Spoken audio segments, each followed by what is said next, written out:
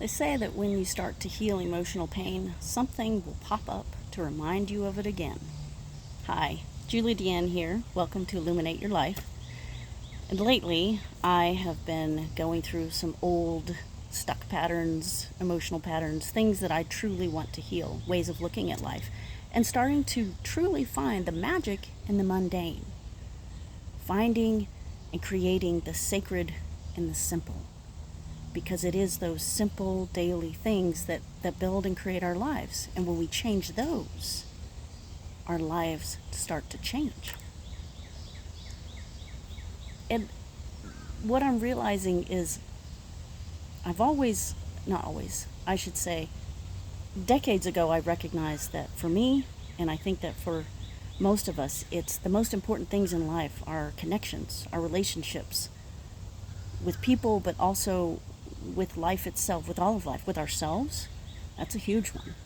Most people don't recognize that you have to form a relationship with yourself, your own inner self. That's your inner child. It's what they call doing that shadow work, right? Going in and figuring out parts that you've hidden away, or that you are, where you're not recognizing your own feelings and you're not validating yourself, and then healing that and going through and saying, yes, I am worthy. I'm going to give myself the love that maybe I never got or felt like I never had.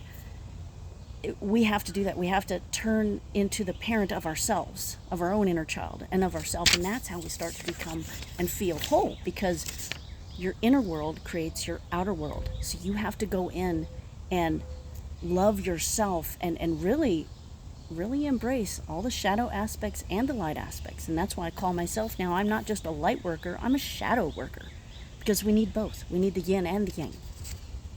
And the things that I'm learning is how to no longer get lost in connections. That's a huge one for me. I'm learning energetic sovereignty. I do understand what being an empath is, and it's important to become an empowered empath. And that's part of learning how to work with your emotions.